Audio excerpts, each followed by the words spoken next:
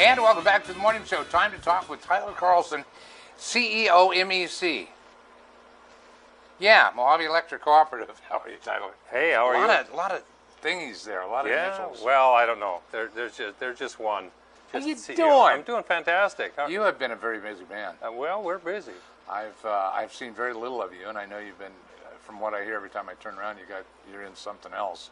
So. Yeah, we're the cooperative has been really busy statewide and nationally, and so I guess the good news is that we're having influence all the way back to Washington with all of our state, with all of our federal. So we've got some. The good news is that I'm involved in a lot of positions that are nationally and state, and the bad news is I'm involved in a lot of positions that are nationally and state. So I guess it's good for Mohave Electric, and it really is. And I appreciate the board, and I really appreciate all the employees, because the employees are the ones that have to step up when I'm only here a couple of days a week. Right. Sometimes no days a week. This week I'm here all week, but which is unusual. But there's a lot going on, a lot to do, and we are getting ourselves involved in all types of things that are really good for the co-op, which is actually good for the community. Well, let's go back a little bit, if we can, and enlighten some of the folks who are not familiar with. We've got a lot of new visitors in town right now. Sure. And more and more coming every week. But let's go back and talk about what is influencing what you're doing today, just in a brief synopsis, if you could. Well, and I think from today, and it's good to see you back, by the way. It's good to see you upright and it's back. Good to be that way, yeah. Sometimes it's just good to be seen, right? Woo, I'm telling you. Well, that's good, and we're glad to have you back, and thank you. Somewhat healthy. I'm not really sure, yes, but somewhat healthy. It's all good. All right. Well,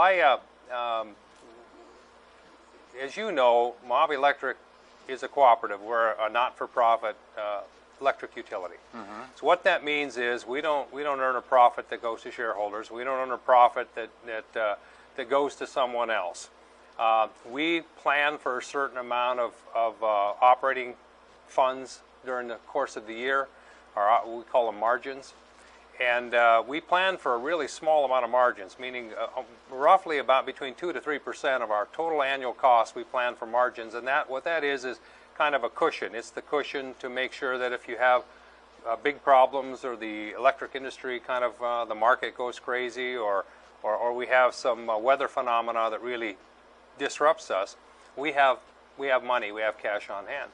But when we get to the end of the year with those margins, to the extent that we have them and earn them, we give them back to our members. And those margins have been distributed, and you watched them over the course of the year. We distribute them back. We give margins back to our members. However, there are some times that there are members that left town, and oftentimes they left us with a bill. And if they left us with a bill, they left others with a bill. Sure. And they probably don't want to be found. Right. So when we issue their check, we try to get them their particular check. They can't be found. Right. And in that case, those are assigned. Those are assigned back to the cooperative. They're assigned back to the cooperative by way of the membership application, the way of membership, and the rules and regulations in which we provide service. And people sign up. When they sign up, they sign that they're going to abide by the rules and regulations. And by assigning that patronage capital back to the co-op, that's a source of revenue for the co-ops to use for their own usage, meaning we don't have to borrow money to and have an interest rate on it. It's a least cost dollars, but it goes back into the system. It goes back in to help all the members. And then we have programs that you're well aware of, programs that we help with schools. We help with the Washington Youth Tour, which is sending kids back to Washington, which is an incredible program for them to see. Congratulations on that this year, by the way. Yeah, thank you. And we also give money to organizations such as the River Fund, and we give a healthy amount of money to the River Fund. That's to help people in need. We also support activities with those dollars, such as the Veterans Center here in Bullhead City. So that's the type of activities that we're doing. And but when we were doing this, and we've been doing this for a long time, there was a ruling back in 1986 from the Department of Revenue that said what you guys are doing is fine. Lo and behold, in 2016, some new person in the Department of Revenue said, hey, there's a way in which we can gather money up, maybe from these rural communities. And so maybe we'll classify this differently. And when they tried to start to classify that differently, we said stop, because you're pulling money from our members, because it really belongs to our members. Right. And you're pulling money from the community to try to bring back to Maricopa County, bring it back to the state for some type of distribution. And we didn't like that. So we've been trying to get. Last year we tried to get a bill forward. We were one vote short on a bill, getting a bill done last year. Betrayed, so to speak. What's that? Was that a betrayal? I'm trying to think of the appropriate word, because I do remember that happening. Yeah, you remember that happening. Yeah, there was one of our elected officials that started supporting it, then kind of listened to some folks in Maricopa County and decided that maybe they had a good argument in Maricopa County, and left the rural community kind of on its own. So the term betrayed is out of my lips, not his, all right? And then we tried to find some amendment that would work for that person, one of our Mohave County or one of our district personnel. And we thought we had an amendment that worked, and then the vote came, that person didn't vote, and we were one vote short. Right. But we're still going after again this year. We think that really the Department of Revenue has it wrong. We don't think that they're correct, and we think that the best way to solve it, quite possibly, is by way of a bill that clarifies how this should work, how this shouldn't work, and that the money that's there, the assigned equity, the assigned patronage capital, needs to stay with the cooperative, doesn't need to leave. It's not abandoned in any way, shape, or form. Right. It was specifically assigned, if not utilized. And not only is that recognized and understood, but we have members who will write in a letter saying, look, I can't cash this check, or my mother can't, or my brother can't. However, please use this. Use this as you're supposed to. Let it go back to the cooperative and use it as equity as you're supposed to use it. So people are aware of it. People are aware of what you're supposed to do and how it's supposed to be done. Mm-hmm. So we started sometime back, and I don't know if I'm going to talk too fast or too much to bump up against something. You have to stop me. Okay. If I'm getting there. But we started something sometime back. We started this call to action sometime back, and what it was to get people appraised, get people on board, so we could get people's contact information, such that when we roll this program out, when we start to talk about this program, this call to action program, we have their emails, their phone numbers, so we can contact them, and we can contact them to try to get them engaged at the right time. Okay. You know, when you're going to affect the political outcome, timing is important. You can do something too early and it's Right. long forgotten. Right. So what we're trying to do is kind of just-in-time influence. So we're getting close to that time where all of those phone numbers and all of those emails that we've gathered, that we're going to go out to those folks and say, all right, now we're going to need your help. Now we're going to pull the trigger, as it would be. Now we're going to go out, ask you for your help, and try to influence, to try to make sure that our elected officials know that that money needs to stay local. It doesn't Right. need to be going back to the state. It doesn't need to be handled by Maricopa County. Keep local money local. This is not dissimilar, although it's not exactly the same way, but it's not dissimilar as sweeps, in which we all don't like the issue of sweeps to the rural communities. And this is a similar thing, which is trying to find money that they can sweep back and try to deal with, and we don't need their help in dealing with it. We've been dealing with this in an appropriate fashion since 1946. Wow. And we've been dealing it with the blessing of Department of Revenue since 1986. 2016 has come, okay, some people have forgot what the intent was or what we were trying to do. All right, we need to refresh that, but we don't need to change. We don't need to try to reach in and try to take money out of the rural communities. So we hope that you all can get on board. We hope that our members can get on board. We will be rolling this program out in the very near term, not just to folks who the call to action folks, but also we'll have something on our website. And on our website, you'll be able to go to that, and it's a little call to action place, and it'll be a click that you can take action, and then you can actually write a letter to the elected officials. Okay, you don't mind if we put a link on the TV2 website, do you? I'd love to get that up there. Of course not. We wouldn't mind that. Oh yeah, I hate it terribly. Yeah, hate it terribly. Yeah, exactly. I'm not paying you for it. No, again, I understand. But I'll yeah, absolutely. But you know specifically how important that It the is. money is Very. that the board authorizes every year to go to such things as such things as the River Fund, and the River Fund's incredibly important to this community, and so there what you see is the website. I'm really not sure. It'll be somewhere in the call to action, but I didn't bring that up. But Okay. but certainly you can get a hold of us.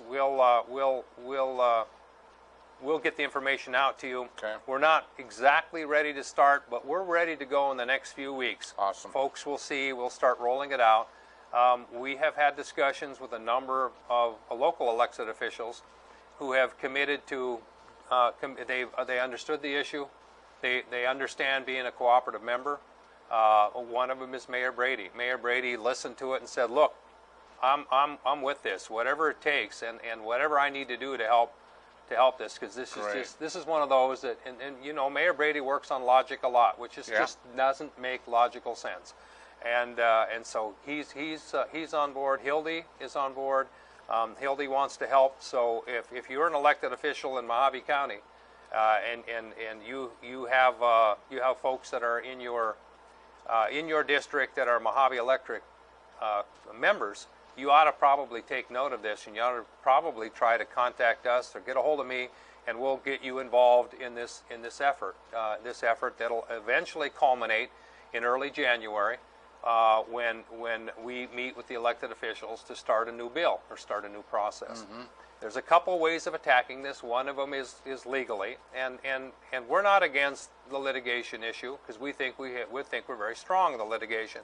However, it's probably a better idea to seal this up forever with a bill. Sure. It would, and it makes all the sense in the world that obviously anytime you have to go out against something in the legal sense, you're going to wind up with hurt feelings down the road, and those do come back to kind of chafe on you every once in a while. So yeah. Now this isn't the only co-op that's having to go through this, though, is it? No, there's you know, if you talk about it from the statewide, we have 6 co-ops in the state that we're all concerned about it. But even though we're 6 co-ops in the state, you know, there's some 900 co-ops in 47 states, and in most of the states that are served, this whole thing about how this is handled has already been handled by way of state law. Most of the state law, a real large amount of state law, basically says that the way co-ops handle it in their bylaws and with their board members, and remember, their board members are elected officials also. Right. This is kind of an elected official group overseeing another elected official group. But they are already elected officials, and there are bylaws, and in accordance with their bylaws and how the board operates, they focus on the co-op and the membership of the co-op and benefits to the membership of the co-op, and then to the community first. And we don't want that to change. And in a large number of states, they have laws that just preclude the state from reaching in and dealing with this money. Predominantly, there's a whole bunch of states that have laws of some type that either prevent the state from doing anything, or they carve out what the co-op can do that the state doesn't have oversight on. And that's it. That's, you know, 30 something out of the 47 states have some form of exemption by way of state law. Arizona's one of few.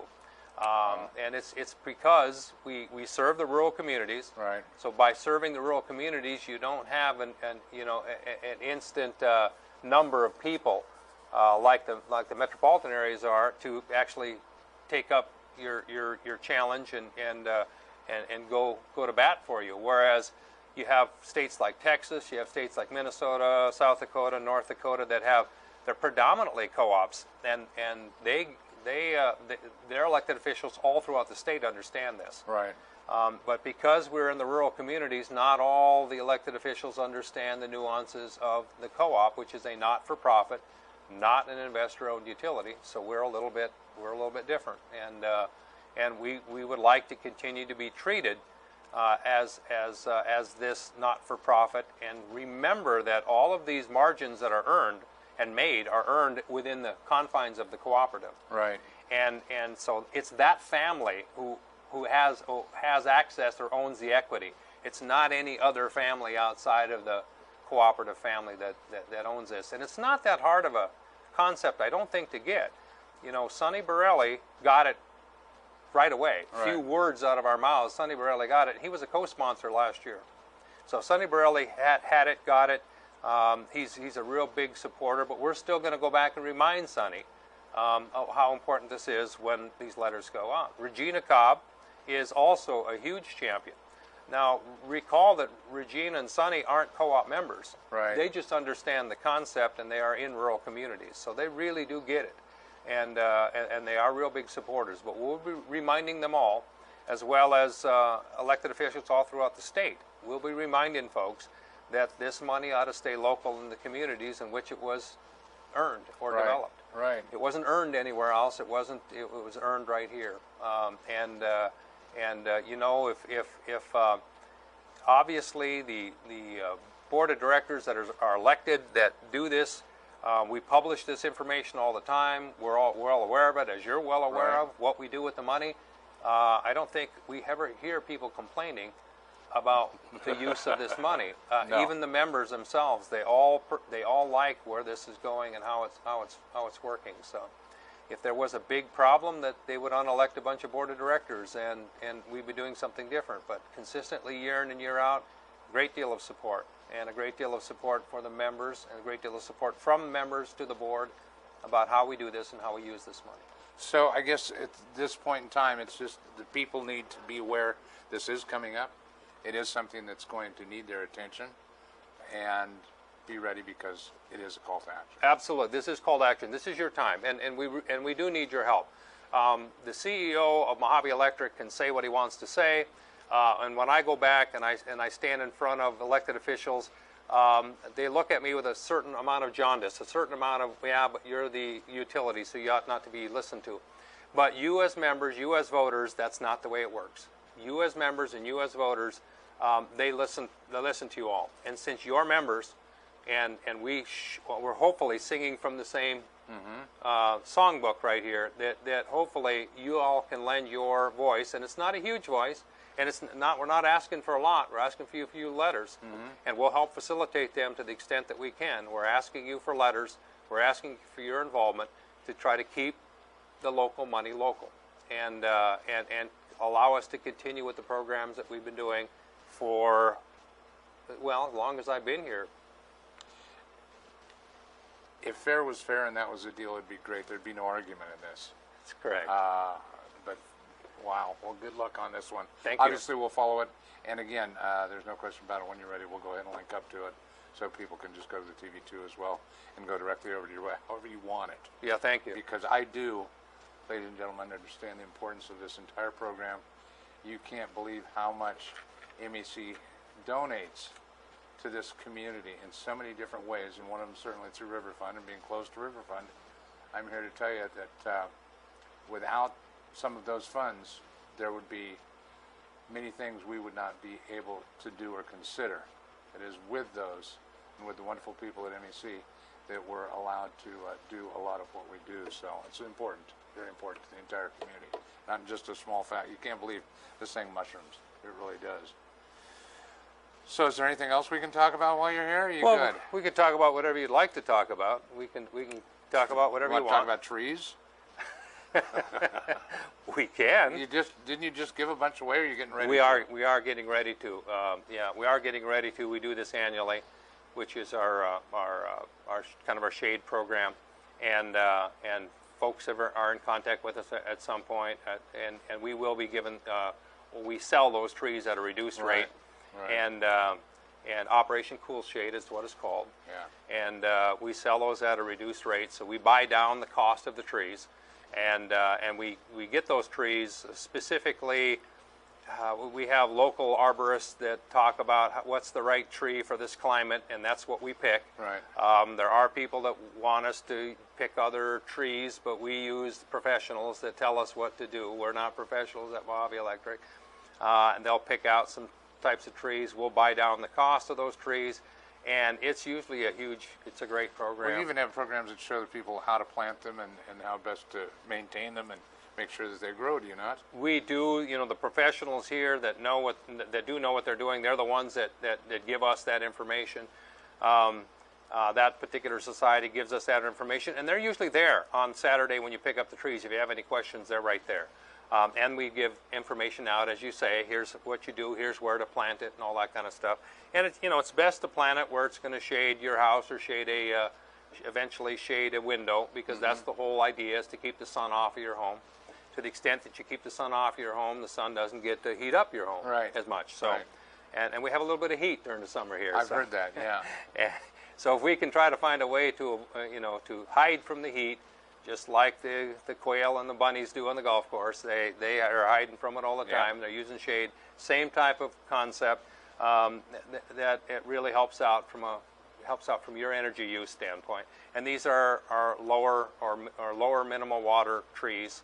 And so, depending upon where you plant them and making sure that you plant them in the right place, they'll do your job. Right. Now recall that just because we got you a reduced cost on your tree, that doesn't mean that your local homeowners association or something else doesn't have a say.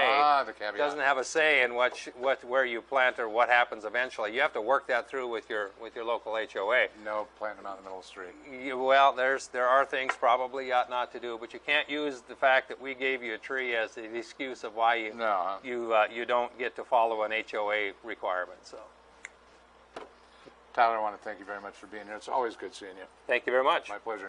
Tyler Carlson, ladies and gentlemen, CEO, MEC, Mohave Electric Cooperative. I want to thank you very much. We will be back with more of the morning show right after these messages. Stay with us.